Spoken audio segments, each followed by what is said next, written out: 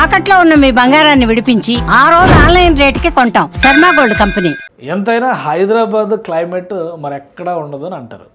Amaravati develop చేసిన ఆంధ్రాకి వెళ్ళినా కానీ ఎండల దెబ్బకి పిట్టల రాలిపోతామని టెన్షన్ పడతారు. కానీ ఆంధ్రప్రదేశ్ రాజధాని అమరావతిలో డిస్ట్రిక్ట్ సెంట్రల్ కూలింగ్ సిస్టమ్స్ని డెవలప్ చేస్తే ఈ వేడి సమస్య నుంచి బయటపడవచ్చు, అక్కడ కూడా ఆహ్లాదకరమైన వాతావరణాన్ని సృష్టించవచ్చు అనేటువంటి అభిప్రాయం రియాలిటీలో సాధ్యమవుతుందా? అయితే ప్రపంచం అంతా మనం అనుకున్నట్టుగా హైదరాబాద్ లాంటి క్లైమేట్ లేదు కదా.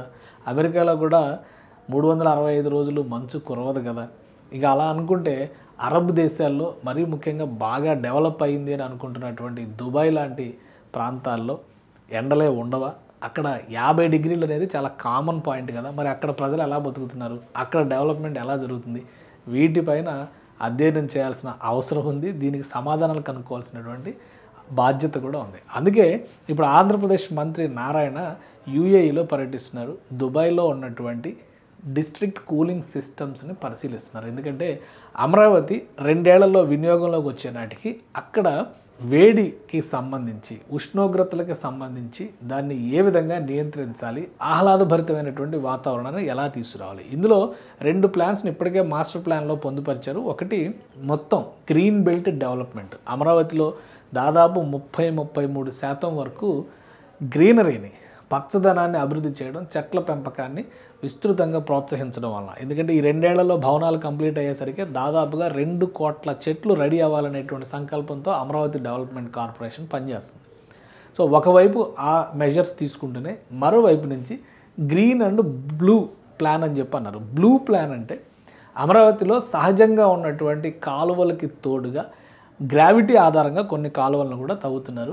అటు పాలవాగు, ఇటు కొండవీటి వాగు, మరోవైపు నుంచి కృష్ణానది నుంచి వచ్చేటువంటి వరద నీటి కాలువలు, వీటన్నిటిని బ్యాలెన్స్ చేస్తే కనుక మాస్టర్ ప్లాన్లో ఒక పెక్యులియర్ డయాగ్రామ్ కనబడబోతోంది. అది గ్రీన్ అండ్ బ్లూ సిటీగా ఫ్యూచర్లో అమరావతి ఆవిష్కారం అయ్యేటువంటి అవకాశం ఉంటుంది. దీనికి కొనసాగింపుగా ఇప్పుడు ఈ డిస్ట్రిక్ట్ కూలింగ్ సిస్టమ్ని తీసుకొస్తున్నారు. ఈ డిస్ట్రిక్ట్ కూలింగ్ సిస్టమ్ని ఆచరణలో ఎంతవరకు మనం చూడొచ్చు అనేటువంటి విషయాన్ని ఒక్కసారి చూద్దాం. ఇది తబ్రీద్ అనేటువంటి కంపెనీ, సస్టైనబుల్ కూలింగ్, వీళ్ళ నినాదమే తబ్రీద్ అనేటువంటి కంపెనీ, సస్టైనబుల్ కూలింగ్. ఇది ప్రపంచవ్యాప్తంగా కూలింగ్ సిస్టమ్స్ సొల్యూషన్స్ ఇవ్వడంలో అందివేసిన చెయ్యి అంటారు. దుబాయ్లో ఇలాంటి కూలింగ్ వ్యవస్థల్ని డెవలప్ చేస్తుంది ఈ సంస్థ. ఇప్పుడు ఈ సంస్థతో సంప్రదింపులు జరుగుతున్నాయి. ఆంధ్రప్రదేశ్ ప్రభుత్వం డిస్ట్రిక్ట్ కూలింగ్ సిస్టమ్ని ఏ విధంగా డెవలప్ చేస్తుంది. Since its establishment in 1998 Tabreed has become world's leading district cooling company. అంటే మామూలుగా మనకి రూమ్ కూలింగ్ సిస్టమ్స్ గురించి తెలుసు, సెంట్రలైజ్డ్ ఏసీ అంటే ఒక బిల్డింగ్ కూలింగ్ గురించి మనకు తెలుసు. కానీ ఇది ఏకంగా district cooling company with a distinguished global reputation for operational excellence and energy efficiency. Tabreed is well established, able to meet the every growing demand for sustainable cooling while enabling the development of communities locally, regionally and globally. So ఇది వీళ్ళ description. ఈ సంస్థకు సంబంధించినటువంటి cooling systems ఎక్కడెక్కడ ఉన్నాయంటే Burj Khalifa గురించి మనం విన్నాం కదా. సో అలాంటి బుర్జ్ ఖలీఫా లాంటి ప్రాంతం దగ్గర నుంచి పెద్ద పెద్ద వ్యవస్థల్లో ఈ కూలింగ్ సిస్టమ్స్ని ఎరెక్ట్ చేశారు. వాటి మెయింటెనెన్స్ కూడా వీళ్ళే చూస్తూ ఉంటారు.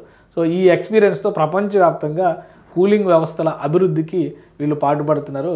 సో ఇది మారియా ఐలాండ్, అబుదాబి, యూఏఈ. అలానే ఇక్కడ యాస్ ఐలాండ్, అబుదాబి, ఇది కూడా యూఏఈనే.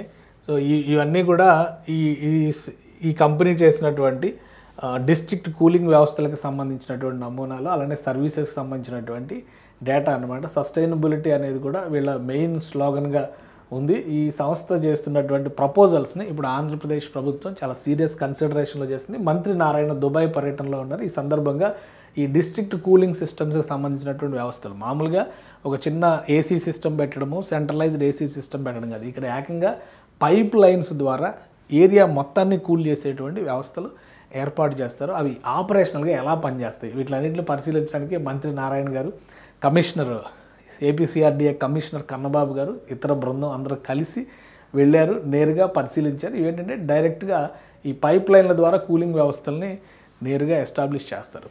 సో ఇదొక బృహత్ కార్యక్రమం కింద మారుతుంది. అమరావతి రెడీ అయ్యే నాటికి అమరావతిలో క్లైమేట్ కంట్రోల్ సిస్టమ్స్ను కూడా ఎరెక్ట్ చేయాలని చెప్పని ఏపీ ప్రభుత్వం భావిస్తుంది. అందులో భాగంగానే ఈ అధ్యయనాలు జరుగుతున్నాయి. ఇవి కనుక సక్సెస్ఫుల్గా ఎస్టాబ్లిష్ చేయగలిగితే అమరావతికి వచ్చిన వాళ్ళు ఎవరో కూడా టెంపరేచర్ వల్ల ఇన్కన్వీనియంట్ ఫీల్ అవ్వడానికి అవకాశం ఉండదు.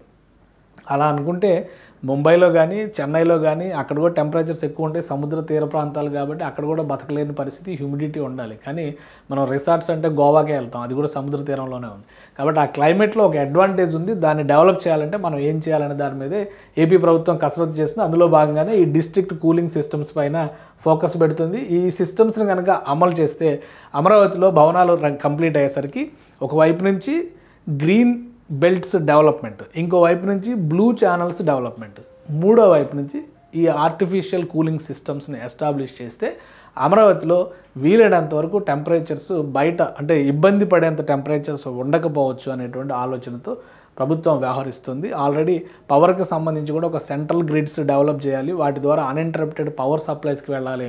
మామూలుగా దుబాయ్లో మనం కొన్నిసార్లు వీడియోలు కూడా చూస్తాం, ఎండాకాలం విపరీతమైనటువంటి ఎండలో పెరిగిపోయినటువంటి సందర్భంలో ఏకంగా బహిరంగంగానే కూలింగ్ ఫ్యాన్స్ రన్ చేసేటువంటి సిస్టమ్స్ని కూడా తీసుకొచ్చారు. అంటే టెక్నాలజీ ఆ రేంజ్లో అభివృద్ధి చెందింది కాబట్టి ఈ ప్రణాళికలన్నింటినీ కూడా అమలు చేస్తున్నారు. వీటిని అమలు చేసేటువంటి క్రమంలో ఆంధ్రప్రదేశ్ ప్రభుత్వం ఇప్పుడు తబ్రీద్ కంపెనీ సహకారం తీసుకునేటువంటి ప్రయత్నాలు చేస్తుంది. తబ్రీద్ కంపెనీ కనుక ఇన్వాల్వ్ అయితే ఈ సొల్యూషన్స్ని సక్సెస్ఫుల్గా ఏపీలో ఇంప్లిమెంట్ చేయొచ్చు, ముఖ్యంగా అమరావతి ఏరియాలో ఇంప్లిమెంట్ చేయొచ్చు. ఫ్యూచర్లో దీన్ని వైజాగ్ లాంటి ప్లేసెస్ కూడా తీసుకెళ్లేటువంటి అవకాశం ఉంటుంది. ఎందుకంటే టెంపరేచర్స్ విషయంలో పెద్దగా డిఫరెన్స్ ఏముండదు, వైజాగ్, విజయవాడ, గుంటూరు ఇవన్నీ కూడా దాదాపు ఒకేలా ఉంటాయి కాబట్టి.